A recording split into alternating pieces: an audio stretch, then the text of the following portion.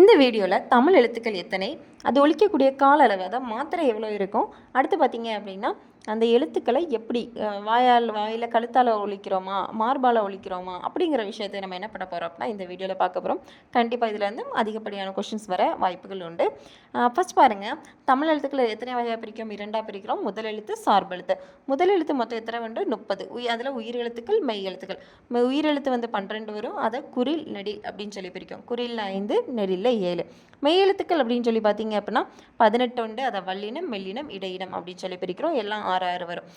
இதிலிருந்தும் கண்டிப்பாக என்ன ஆகும், இது வரைக்கும் கொஷின் வந்திருக்கு, இன்னும் வர வாய்ப்புகள் அதிகம் உண்டு. நெக்ஸ்ட் பாருங்கள், சார்பெழுத்து. சார்பெழுத்துக்கள் மொத்தம் எத்தனை உண்டு? 10. உயிர்மை, ஆயுதம், உயிரலப்படை, ஒற்றலப்படை, குற்றியலுகரம், குற்றியலிகரம், ஐகார குறுக்கம், ஔகார குறுக்கம், மகர குறுக்கம், ஆயுத குறுக்கம். இது இவ்வளோ தான். இதிலிருந்தும் கண்டிப்பாக கொஷின் வர வாய்ப்புகள் உண்டு.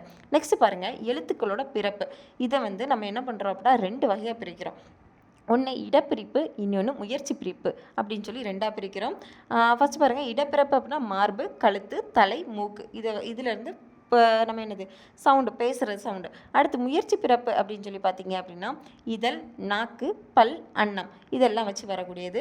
நெக்ஸ்ட்டு எழுத்துக்களோட இடப்பிறப்பு வச்சு எப்படியெல்லாம் வரும் அப்படின்னா உயிர் எழுத்துக்களும் இடையின எழுத்துக்களும் எங்கேருந்து பிறகுது அப்படின்னா கழுத்துலேருந்து பிறக்குது.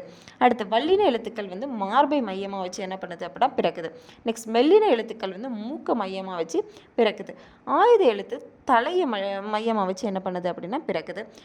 அடுத்து பாருங்கள், உயிர் எழுத்துக்கள் ஆ, ஆ இந்த 2ஐயும் வாயை திறந்து ஒலிக்கிறதுனால மட்டும்தான் என்ன ஆகுது, சவுண்டு வந்து நமக்கு கிடைக்குது.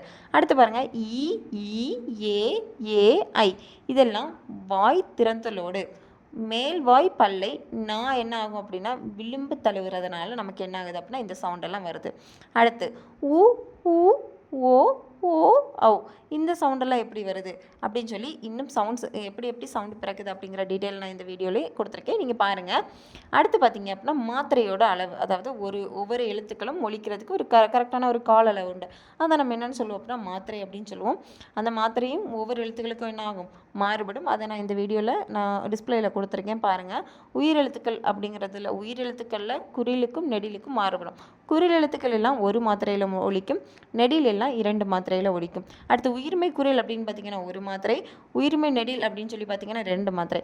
அடுத்து மெய் எழுத்துக்கள் எல்லாமே அரை மாத்திரையில் ஒலிக்கும். அடுத்து ஆயுத எழுத்து பார்த்தீங்க அப்படின்னா அரை மாத்திரை.